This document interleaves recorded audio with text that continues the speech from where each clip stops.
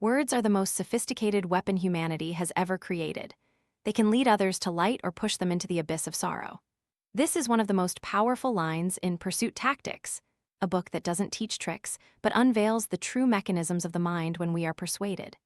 It doesn't glorify eloquent speakers or teach how to control crowds. Instead, it uncovers a mental map of influence, where emotion, reason, and belief intertwine into a complex network. It reveals that people don't make decisions based on logic, but on deep-seated needs, the desire for recognition, safety, and belonging. As I read it, a paradox kept repeating. The more clearly one understands how others are influenced, the more one must confront the responsibility not to exploit that knowledge. Because every technique is a double-edged sword. It can help people understand each other better, but it can also make them more vulnerable to skillfully crafted words. The book poses a lingering, unsettling question in an era where everything seems persuadable. What truly belongs to free will? Each time we agree, are we truly choosing, or merely reacting to a subtly triggered chain of emotions? And another, quieter yet profound question. Are we living in a world where silence, once a sign of autonomy, has now become proof that we are being led too skillfully to even notice? Engaging with the principles of pursuit tactics is like looking into a mirror in the dark. The more clearly you see the mechanisms of influence, the more clearly you see how easily you can be swayed. Yet, it also opens a rare opportunity, the chance to learn to speak truthfully, understand genuinely, and persuade with integrity. For sometimes, the most powerful persuasion isn't about making others believe you, but about making them believe that within themselves, there remains a part of freedom no one has touched. Back then, in a small classroom in a corner of town, I never imagined that my first lesson on the power of persuasion would come from a simple teacher. She didn't teach philosophy or psychology. She simply made a group of 8-year-olds run a mile every day in 90-degree heat. The strange thing was, none of us felt forced. We ran because we wanted to beat the fourth graders. She told us they had challenged us to see who could improve their time more, and the reward was a pizza party. It seemed like a small thing, but it opened up an entirely new world on how people are led. I didn't realize it then, but she had just taught me the first principle of indirect influence, turning duty into desire. True persuasion isn't about giving orders, but about changing the listener's perspective. She didn't say, "Go run," she said, "Prove you're better than the fourth graders." It was a simple reframing, but it made us forget our fatigue, forget the heat. It was in that moment that I understood every human action stems more from emotion than from reason. To lead someone, you first have to touch the emotions that compel them to act. Later, I called this the butterfly effect in the psychology of persuasion.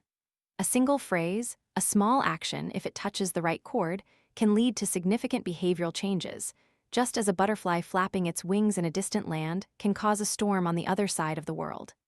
Every interaction, no matter how small, carries the potential to influence if we know how to attune it to the rhythm of another's mind.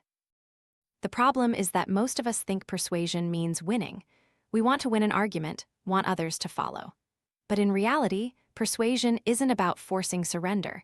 It's about making them see your idea as reasonable, even as their own. Someone coerced will only comply temporarily, but someone inspired will walk with you forever.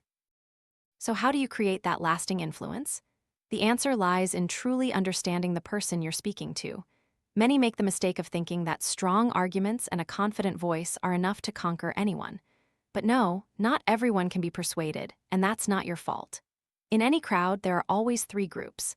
The first believes you immediately, the second opposes everything you say, and the third, in the middle, remains hesitant.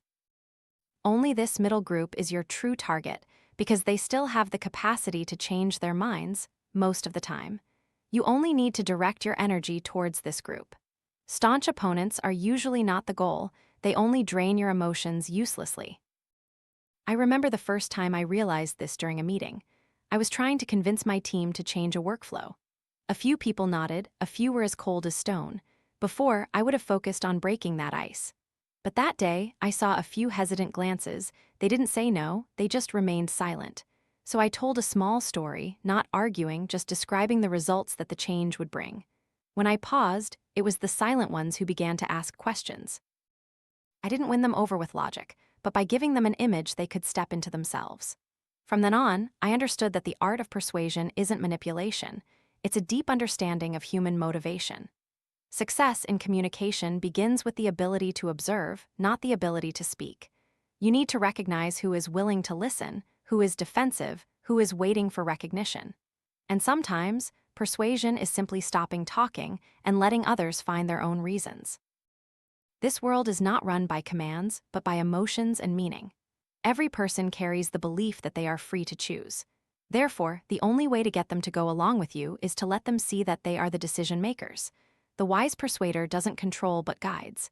After years of observation, I realized that the power of persuasion lies in three elements: timing, the listener, and storytelling. Timing is the door, the listener is the key, and the story is the current that leads them through. Without one of the three, every effort becomes futile. And when I look back at my old teacher, I understand she didn't just make us children run, she made us believe we were participating in something bigger. She persuaded without saying, "Do it." She simply let us see ourselves as potential winners. That is humanity's oldest art, making others believe they are free, while in reality, they are walking with you. Every master persuader understands this truth. People are not subdued by logic, they are led by emotion, and emotion only arises when there is a story. So, start with a story. Even a small one, sometimes just a seemingly harmless challenge like the teacher's words that year, is enough to get an entire class to start running forward. Not because someone ordered it, but because we ourselves wanted to run. That was the first moment I understood that a good persuader doesn't try to change others, but awakens what is already within them. I began to realize that every human relationship is built on some form of emotional debt. A handshake, a thank you, a small act of help, all create an invisible thread compelling the other person to reciprocate. Not out of obligation, but because humans inherently possess a natural instinct for balance. When someone gives us something, our minds seek to repay it to restore that sense of fairness. This is a natural law and one of the greatest secrets of the art of persuasion. Imagine walking into a coffee shop and the barista gives you an extra dollop of cream on your drink for free. It's just a small detail, but there's a high probability you'll return to that shop next time. Not because of the value of the scoop of cream, but because you feel you owe them something. Persuasion begins with small gestures. When gratitude sparks willingness, this world operates not just by reason, but by the flow of emotions through acts of kindness. But if kindness is used at the right moment, it becomes a powerful tool to open the doors to others' hearts. I'm not talking about pretense or exploitation. I'm talking about the ability to recognize the moment when someone is ready to trust you and give them a reason to do so. When we make others feel seen, they will want to reciprocate with cooperation. But persuasion doesn't stop at emotion. It also lies in the language each person uses to understand the world. I used to think that just saying the right thing was enough, but no. Some people listen only with reason, some with feeling, some with visuals, and some only listen when they feel it relates to them. The same message, but different ways of expressing it, will open different doors in their minds. Analytical thinkers need numbers and evidence, they inherently trust structure. Speak to them logically, without ambiguity. Intuitive people, on the other hand, don't care about details. They hear the emotion in your voice, believing in the rhythm and energy you carry. For them, what matters is feeling right. Then there are personal-style individuals who listen with their hearts. You must speak about emotions, about people. And finally, the functional group, they care about processes, about how asterisk, not asterisk y. If you speak the wrong language, your message will be blocked before it reaches the listener. But when you adapt your way of speaking to how they receive information, you are no longer the persuader. You become the one who understands them, and when someone feels understood, they naturally open up. I remember an important meeting where I had to present a plan to a large group of partners for the first time. I spoke about ideas, about vision, but no one seemed interested. For the second meeting, I brought data tables, specific procedures, and a phased implementation plan, the same content, but the reaction was completely different. They started asking questions, discussing, and nodding. Their language was logic, not inspiration. If I hadn't changed my approach, everything would probably have failed. From that, I realized the persuader's power doesn't lie in speaking, but in the ability to listen. Listening not just to reply, but to understand what makes the other person feel safe, recognized. A good speaker makes others feel like they are being heard. If emotional debt is the adhesive of trust, then communication language is the tool to shape it. When these two elements harmonize, a gentle magic emerges. The other person no longer feels you are trying to persuade them. They simply feel they want to be on your side. But it's not always easy. An invisible gap always exists between us and others. Sometimes it's prejudice, sometimes the fear of being controlled. The task of someone who understands psychology is to bridge that gap with intentional sincerity, not pretense, not role-playing, but using understanding to create an environment where trust can sprout. Someone once asked me if persuasion is a form of manipulation. I replied, only when you hide your intentions. If the goal is a mutual benefit, persuasion becomes the art of connection. But if you merely want others to obey, it turns into a power game. A master persuader doesn't use power, they use empathy. Sometimes the most effective thing isn't to say more, but to say less. Because in silence, others have space to hear themselves. And once they start to believe the decision is theirs, you have succeeded. At this point, I understood that the art of persuasion is a delicate process of giving, receiving, and understanding. It begins by offering something a gesture, an acknowledgement, an opportunity. Then, it creates a sense of connection through the right language. And finally, it allows others to choose the path you have subtly opened for them. Every day, we engage in countless small acts of persuasion, from getting a child to eat vegetables to convincing a colleague to believe in our idea. The difference between success and failure isn't in logic, but in the ability to know when to speak and when to stop. A run, a cup of coffee, a short conversation, it was these very moments that taught me that persuasion isn't about making others change, but about awakening what they are already ready to believe. In my early years as a personal trainer, I witnessed a truth that anyone working with people must confront. All logic becomes meaningless if the other person doesn't like you. I worked with trainers far more excellent than me. They had deep knowledge and perfect skills, yet their clients always quit midway. Meanwhile, I, who simply knew how to listen and make them laugh, kept them coming back to training sessions every week, willingly enduring pain to continue progressing. That's when I realized that likability is the lubricant of persuasion.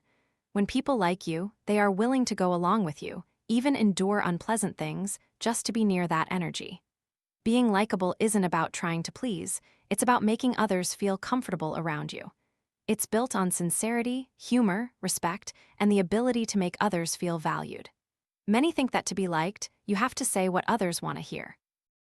But in reality, people don't need you to agree, they need you to understand.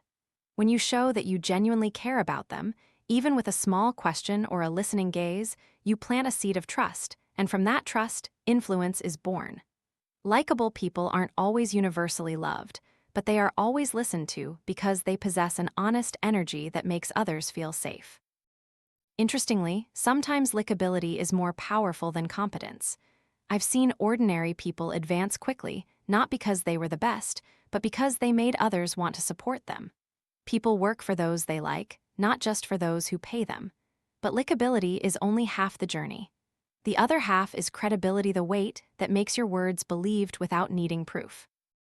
I once met a football player whose words everyone listened to, not because he was always right, but because he had something we didn't: reputation. He didn't need to argue, his mere presence gave his opinions weight. That's external credibility, often unrelated to inherent truth, but rather to perception. People tend to believe what is associated with symbols of power, academic degrees, or social validation. When someone has qualifications, fame, or is praised by others, we unconsciously attribute superior competence to them. We don't have time to verify everything, so we rely on signs of trustworthiness to conserve our judgmental energy. However, not everyone has academic degrees or fame to rely on. So how do you build credibility if you're starting from scratch? The answer lies in social validation. When you show others that everyone else also believes me, they will trust you more easily. This could be a simple statement like, "I've shared this with a few people, everyone agreed," or "I've applied this method and the results were excellent." Trust spreads like a reflex. There are other ways to inspire credibility without certificates or fame: displaying extreme self-confidence, daring to assert, "I am certain this is the right path." Confidence, if shown in the right measure, can make others feel that you know something they don't. People trust those who trust themselves. When your voice doesn't tremble, your eyes don't avoid contact, and your words are clear, you are sending a subtle message. I have reason to be certain. But credibility isn't just about how others perceive you. It's about how you make them feel when they hear you speak. If your words evoke a sense of security, people will believe you even if they don't fully understand. If you confuse them, they will doubt you, even if you have ample evidence. Therefore, the art of building credibility lies in managing the listener's emotions, not in showcasing your own abilities. Likability helps others open their hearts, while credibility keeps them from leaving. When these two elements combine, they create a powerful persuasive magnetism, making your words feel as natural as a part of others' thoughts. At that point, you don't need to strive to persuade, you merely need to be present. Today's world operates more on perception than reality. What seems trustworthy is often more important than what is actually true. Therefore, someone who understands psychology doesn't try to change the truth, but changes how others perceive it. Persuasion isn't coercion, it's arranging the perspective so that the listener naturally finds what you say reasonable. And then I realized something deeper. Every art of persuasion begins with your own image. If people trust you, they will believe what you say. If they doubt you, they will oppose even what is right. So before persuading others, persuade yourself that you are worthy of trust.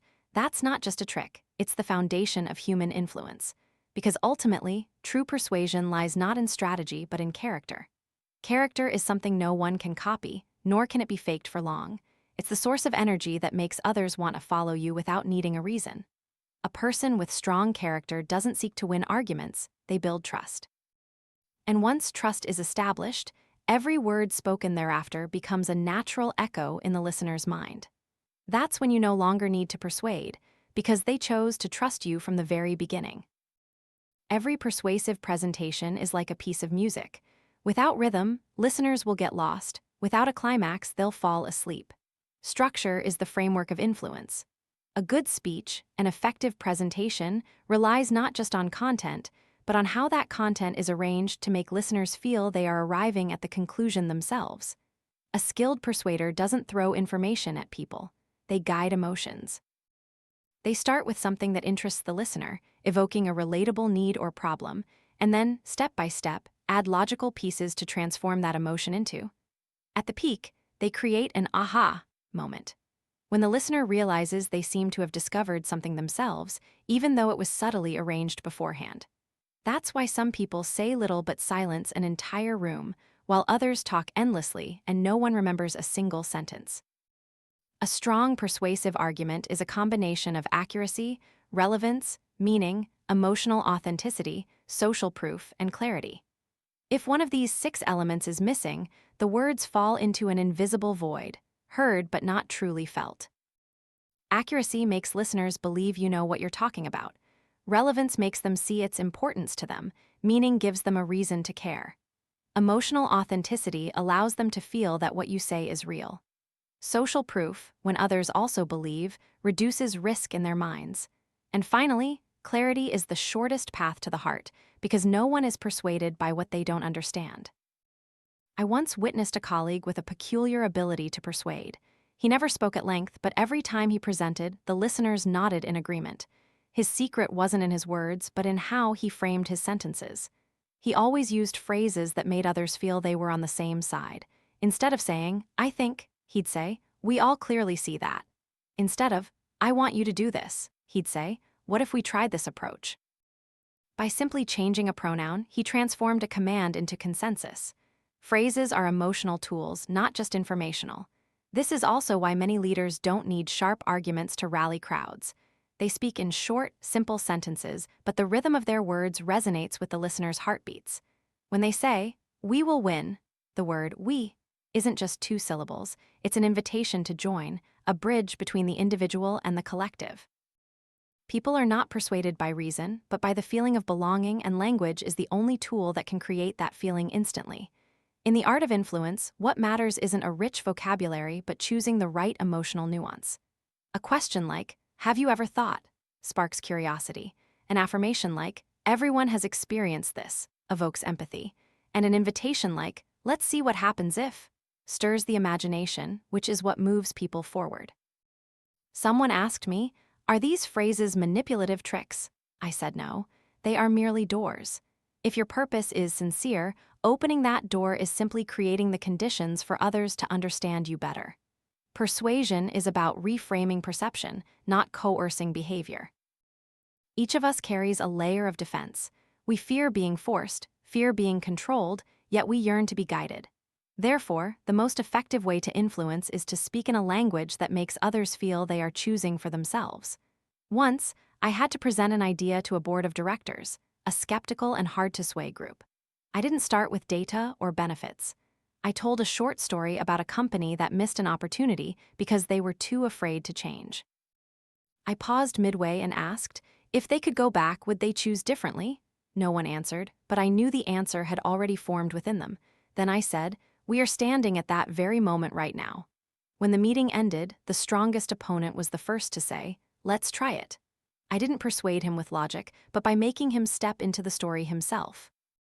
A good leader doesn't tell others what to think. They simply tell a story that makes others want to think with them. From that, I understood that persuasion doesn't begin with speaking, but with how we structure the listener's experience.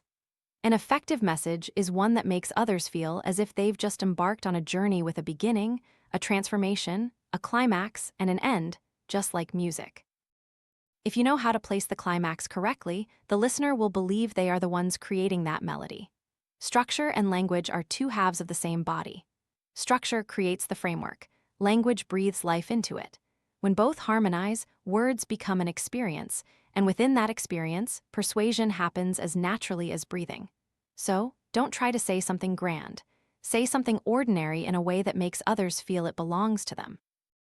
When a message makes someone recognize themselves in it, you no longer need to try. They are already on your side. Every great persuasion begins with a challenge. People can refuse orders, avoid logic, but they cannot resist the allure of a challenge. Deep within each person is an instinct to prove their worth, to feel a little stronger, smarter, more capable than others. Someone who understands psychology won't give orders. They simply awaken that instinct and let others take the lead. I once had a boss for whom every employee was willing to work late, not out of fear, but because they didn't want to lose. Whenever he assigned a task, he never said, "Do it." He'd say, "I'm not sure if anyone has the patience to tackle this today, but if someone does." That phrase was like lighting a fuse. No one wanted to be excluded from the patient enough group. A skilled persuader knows how to turn duty into a game and a game into pride. The beauty of a challenge lies in how it makes people act without feeling coerced. You don't push them. You place a mountain before them and quietly watch them climb it themselves. And when they reach the peak, they will be grateful to you for showing them their own capabilities. That is the highest form of persuasion, when others do what you want, but they believe it was their idea. This world is filled with arguments, and most of them fail because everyone tries to be right. No one acknowledges that the issue isn't who is right, but who defines the conversation. If you control the frame, you control the conclusion. I call this the art of cognitive framing and ability to transform a meaningless argument into a new direction. Imagine you're debating whether to cut costs or invest in expansion. If you let the conversation revolve around costs, you've stepped into the frame of the cost cutter.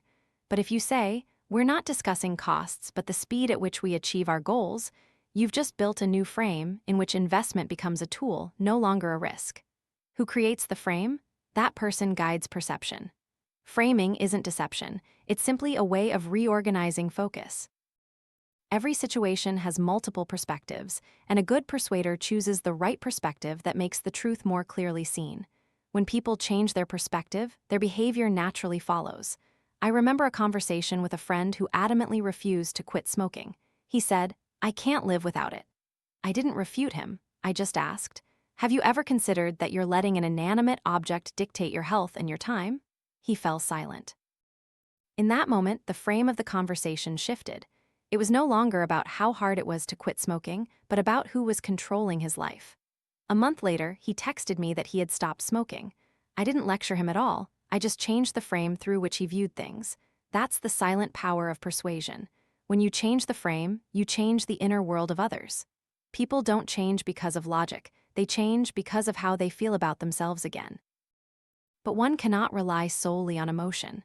Emotion is the fire, but cognitive framing is the stove. If there's only fire without a stove, the energy will be wasted.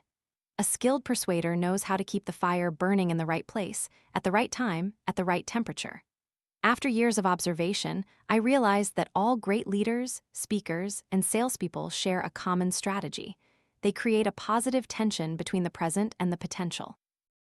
They show the listener, you are here, but you could asterisk be there.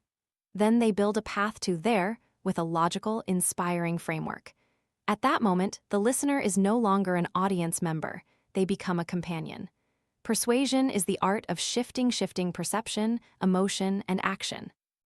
And to shift others, you must first understand that people always want to move towards what they perceive as beneficial, not necessarily material gain, but the feeling of being recognized, progressing, or being a better version of themselves. That's when you need to understand the egoistic instinct, not to exploit it, but to resonate with it. Every human decision begins with the question, what's in it for me? The subtle persuader doesn't shy away from this. They answer that question in a way that makes the listener see the benefit for themselves. A smart salesperson doesn't say, buy this product, it's good. They say, this will make your work much easier. A good leader doesn't say, do this for the company, but rather, if this succeeds, you will be a pioneer. The benefit doesn't have to be grand. It just needs to be articulated in a way that makes the listener feel it belongs to them. I once tried this in a negotiation. Instead of saying, if we collaborate, we will make a profit, I said, if we collaborate, you will be the first to open up this market. Just a different way of phrasing it, but the effect completely changed. He was no longer listening to me, he was hearing his own opportunity. Persuasion isn't about changing opinions, but about aligning your opinion with the other person's benefit. When those two things coincide, everything becomes natural. And this leads to the final principle. A message is truly powerful only when it aligns with the listener's deepest needs. Everyone lives on different levels of needs. Some are seeking safety, some yearn for belonging, some desire respect, and some simply want to see meaning in what they do. If you speak to someone who is afraid with the language of ambition, they won't listen. But if you speak to an ambitious person with the language of fear, they will also turn away. Speak to the correct need level, and the resistance to decision-making sharply decreases. It's like entering the right password. The door will open automatically. You don't need to break it down, just patiently find the correct sequence. Therefore, in every act of persuasion, I don't start with, what do I want? But with, what does this person need? When you speak into their void, your words will be received as something they have been waiting for. Persuasion then ceases to be a skill and becomes empathy. And empathy is the foundation of lasting influence. All human behavior is a response to a need. A person buys an item not just to own it, but to feel safe, to be recognized by others, or to prove something to themselves. Understanding this hierarchy of needs allows you to see the operating mechanism behind every decision. Those who know how to tap into true needs can persuade without saying much. I once worked with a group of managers. They complained that young employees today were difficult to motivate, lazy, and disloyal. They tried everything: rewards, punishments, training, but nothing worked. I asked, do you think what they need is money? They nodded. I told them they might need money, but what they lacked was the feeling of being important. I suggested that instead of criticizing, they assign each person a small project and say, I trust you're capable enough to handle this your own way. A month later, they reported that performance had almost doubled. Why? Because people act most powerfully when their need for recognition and self-affirmation is touched. Maslow's hierarchy of needs isn't just for psychological study, it's a map for the art of influence. If you want someone to do something, don't talk about the action. Talk about the feeling that action will bring. Those at the survival level need safety, not fame. Those at the self-esteem level want to be honored, not detailed instructions. And those seeking self-actualization don't want rewards, they want the opportunity to prove their meaning. I once witnessed a leader use this principle without even knowing it. When the company faced a crisis, instead of promising bonuses, he said, we are the team that will make this entire industry remember our name. Just one sentence, but it touched the highest level of need, the desire to leave a mark. Humans can endure hunger and hardship, but they cannot endure meaninglessness. When they feel their work has meaning, they will see it through to the end. Great persuaders don't just speak to reason, they speak to the soul. They understand that true change doesn't happen in the head, but in the heart. And that only happens when your message aligns with what the listener is lacking. Sometimes, just the right question is enough to open up an entire new world. I remember a friend who repeatedly failed job applications. She sent dozens of resumes, but no one responded. I asked her, "Who are you writing to?" She replied, "To the recruiter." I told her, "Wrong, write to someone who is tired of looking for the right candidate." She revised her cover letter, starting with, "I know the feeling of having to read hundreds of resumes and still not finding the right fit. So I just want to tell you 3 short things that will definitely make you want to keep reading." She was immediately invited for an interview because she wasn't speaking to a job title, she was speaking to a human need. Persuasion is not the art of speaking beautifully, but the art of listening with wisdom and speaking with the heart. If you only focus on delivering your message, you will soon become invisible. But if you truly understand what the other person needs, you no longer have to try. A word that touches exactly what someone is missing will resonate forever on its own. And so, by connecting these 6 pieces structure, language, challenge, cognitive framing, personal benefit, and needs, you hold the complete map of the art of persuasion. Every persuasive act begins with building a logical and emotional structure. Next is choosing activating language. Then you awaken the instinct to conquer, reshape the cognitive frame, link the message to personal benefit, and finally, touch the deepest level of need. This isn't a series of tricks, but a natural process through which all lasting influence flows. People might be attracted by technique, but they are only persuaded by truth. And that truth must be told in a way that makes them want to believe. That's why I always say persuasion isn't the art of changing others, but the art of helping them realize what they already believed but hadn't yet put into words. When you make people nod and say, "Exactly.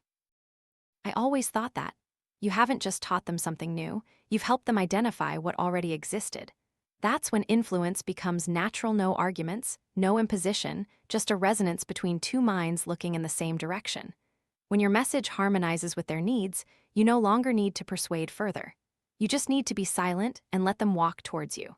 Persuasion isn't about winning an argument, but about making others find themselves in the story you tell. And when that happens, they don't just listen to you, they carry you in how they act.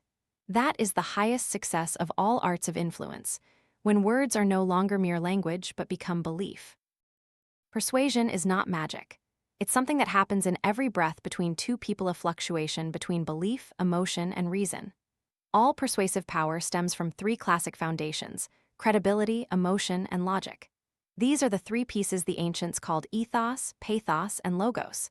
Today, we might rename them, interpret them differently, but their essence remains unchanged. To make others believe, you must make them feel. And to make them feel, you must make them understand. Credibility is the first thing people perceive, even before you open your mouth. It's not about reputation, but about how you present yourself. Credibility cannot be faked. It emanates from the consistency between your words and your actions. Listeners don't analyze you, they feel you. If you don't believe in what you're saying, they will sense it, no matter how flowery your words.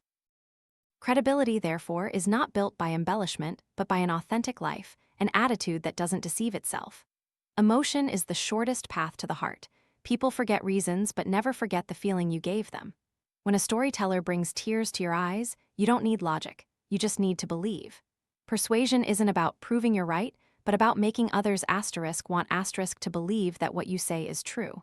Emotion is the bridge between your world and theirs. Without emotion, all arguments are just cold, dry words. And then there's reason, the part many believe is the core of persuasion, but in reality, it's the last to be activated. Reason doesn't create belief, it only legitimizes what the heart has already chosen. We think we are persuaded by evidence, but in truth, evidence is merely the justification for an existing feeling. A wise persuader doesn't overwhelm listeners with logic. They arrange arguments like paving stones, guiding emotions in the right direction. When these 3 elements merge, listeners no longer resist you. They don't feel coerced. They feel they are willingly participating. That is the most subtle state of influence, where the boundary between speaking and listening, between guiding and accompanying, blurs. When reason and emotion are no longer separate, persuasion becomes harmony. But to achieve that harmony, another layer of skill is needed, what we might call the language of the unconscious. This is a part most people use daily without realizing it. We choose words, tone of voice, speaking rhythm. All these elements don't just carry information, they transmit latent emotions. Unconscious language is how one mind speaks to another without passing through the conscious level. Try to notice. When you hear someone speak with a steady, warm rhythm, with pauses at the right moments, your mind naturally calms. You haven't even had time to analyze the meaning of the words, but your body already trusts that they are credible. Conversely, when someone speaks rapidly, without rhythm, using harsh words, you will feel pressured, even if what they are saying is correct. The emotion of words is stronger than their meaning. In communication, a skilled persuader knows how to embed emotion through sentence structure. They don't say, "You must do this." They say, "Imagine if that happened."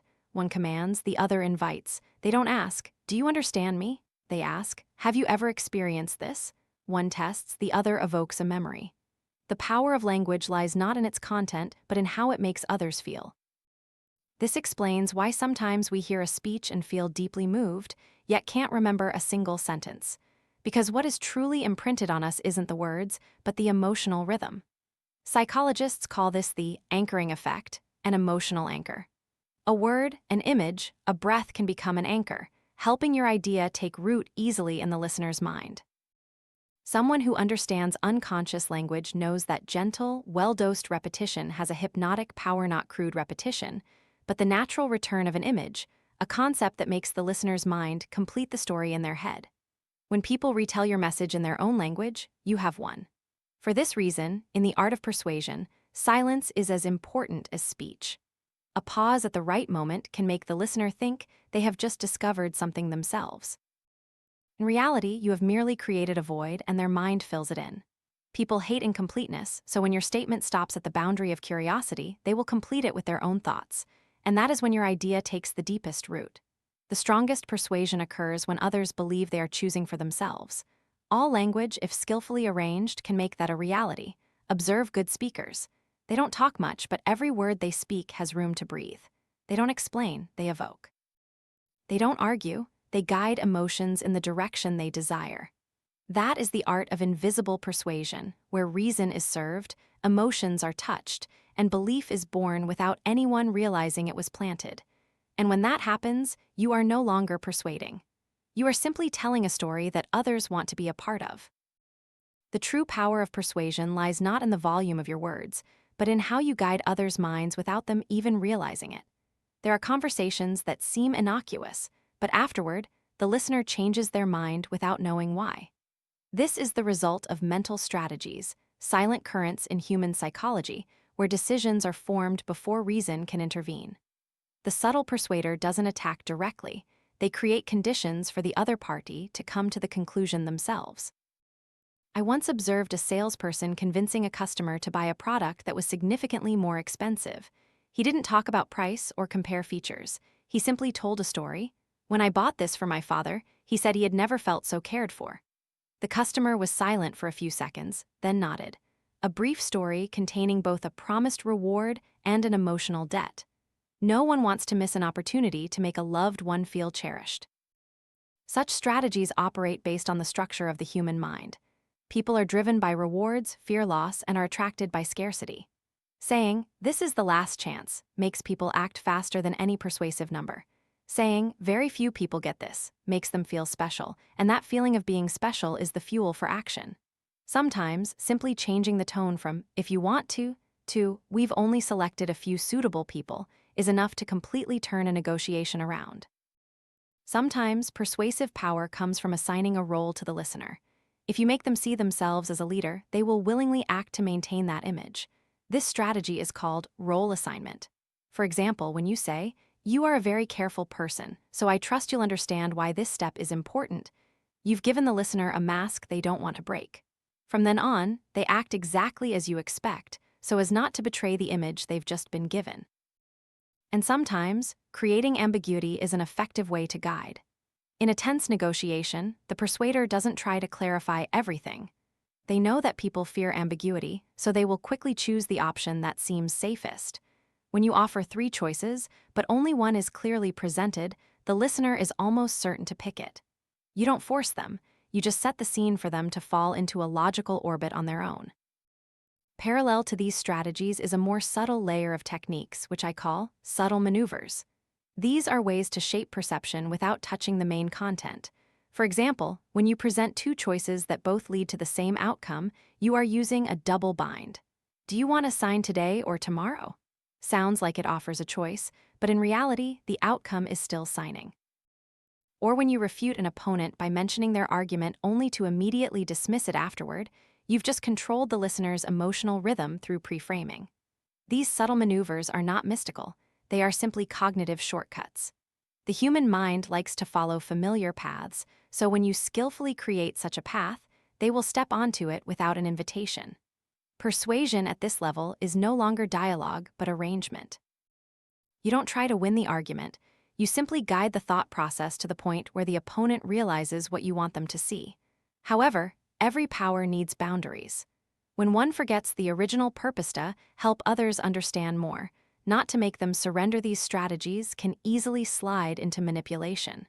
Persuasion only maintains its integrity when its goal is mutual progress, not victory. I once saw someone use these techniques to coerce others into buying things they didn't need. Initially, he succeeded, but eventually, all doors closed because persuasion not rooted in respect will soon turn into resistance. The coerced person today will become tomorrow's adversary. A truly psychologically astute person doesn't control. They guide with clarity. They know that when the mind is forced, it will resist. But when enlightened, it will self-adjust. Wise persuasion doesn't seize power, it empowers. It's like throwing a stone into a lake. You can't control the waves, but you can choose the direction of the throw to make the ripples spread as you wish.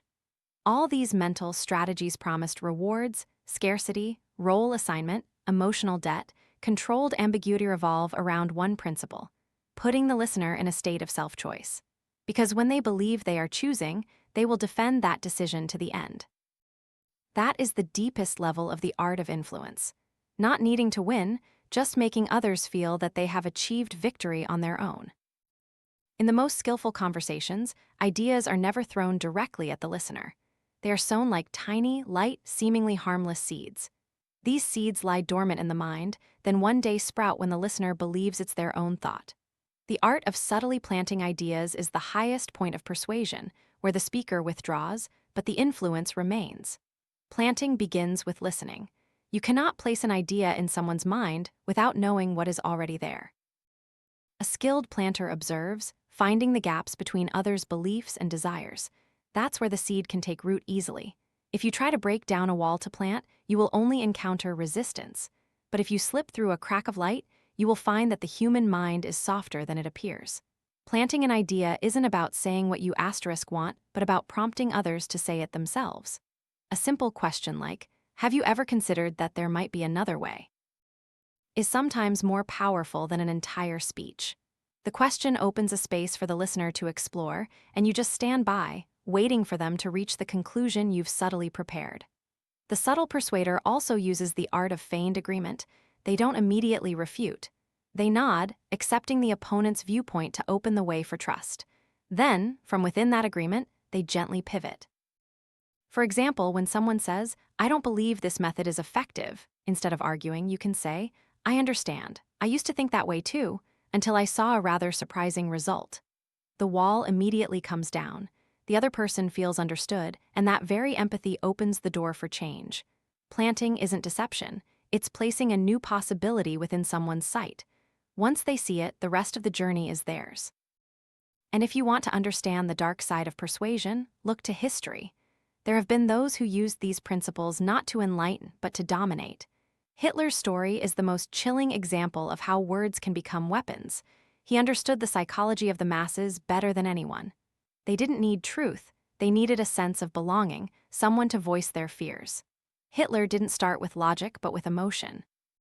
He ignited fear and anger, then used vague words like freedom and great nation to create the illusion of a grand ideal. The listeners in their turmoil didn't ask what freedom meant, they just felt their hearts beat faster when they heard the word. That is both the power and the danger of ambiguous words, empty symbols filled with emotion. He repeated the same message over and over, not to persuade reason, but to etch it into the subconscious. The human mind is prone to fatigue, and when tired, it begins to cede control to emotion. Repetition makes what is false seem familiar, and once something is familiar, it is perceived as true. Repetition is the weapon of those who seek control. The frightening thing is not that a person like Hitler possessed the ability to speak, but that the masses forgot how to listen with reason. They let emotions lead them, allowed fear to become belief. And that is the greatest lesson. Words, if devoid of conscience, can become a knife cutting into humanity itself. But learning about persuasion isn't to mimic manipulators, it's to recognize when we are being led. Someone who understands this art not only knows how to speak, but also how to defend themselves against words designed to imprison thought, identifying ambiguity, questioning repetition, observing one's own emotions. These are 3 shields to keep the mind free. A genuine persuader doesn't want others to obey, they want them to be discerning. For true persuasion is illumination, not incineration. It doesn't compel others to believe in you, but helps them believe in what is right. And when you understand this, you will realize that persuasion, at its deepest level, is a humane act. It's not about winning, but about awakening the capacity for discernment in others. Because true influence isn't about making someone follow you, it's about making them wiser after hearing you speak. When your words help others understand themselves better, whether they agree or not, you have persuaded them in the most beautiful way, with the honesty of the heart and the wisdom of humanity. If I had to sum up the entire book in one breath, I would say this: persuasion is not manipulation, but empathy, understanding others, understanding oneself, and understanding how an idea can touch the human soul without making them lose their freedom. Every technique, every strategy in this book, from the structure of speech, unconscious language, to the art of planting ideas, boils down to a single principle. True influence only exists with trust. Without trust, every effort is pressure. With trust, just a glance is enough to lead the way. The greatest lesson isn't in making others do what you want, but in making them want to do it with you. In a noisy world where everyone talks but few listen, persuasion becomes the art of subtlety. Knowing when to be silent, knowing when to stop, and knowing that a timely pause can change others more than 1,000 logical arguments. But this book is also a warning. Every tool of influence can become a weapon if the one wielding it forgets its original purpose. There have been those who used it to incite, divide, and dominate. That doesn't prove persuasion is evil, but only that words are the most powerful tool humanity has ever created. And therefore, it demands responsibility. When you understand how the mind works, you can guide it. But the question is, where will you lead it? Towards light, or down into the abyss of fear and the lust for power? That answer no book can give. It lies within each reader, in how you choose to use what you've learned. Perhaps the greatest power of persuasion isn't in changing others' minds, but in making yourself more trustworthy, because when you live authentically, speak truthfully, and act consistently, your words naturally carry weight. No techniques needed, no strategies, just a sincerity deep enough for others to recognize. Have you ever wondered, in your daily conversations, if you're truly speaking to understand or just speaking to win? Have you ever paused, looked at the person opposite you, and asked what asterisk they need instead of what you want? And if you understood that, could you make them believe without proof, make them listen without raising your voice? The final question this book leaves isn't how to persuade others, but rather, what kind of person am I becoming when I seek to persuade? Because the art of true influence begins within. When you can speak without deceit, when you can guide without controlling, when you can touch the hearts of others without making them lose their true selves, then you are not just persuading, you are making the world understand itself better. And perhaps that is the most silent call this book sends. Use language as an act of love to mend what is broken, to understand instead of condemning, and with every word spoken, to make the world a little less alone.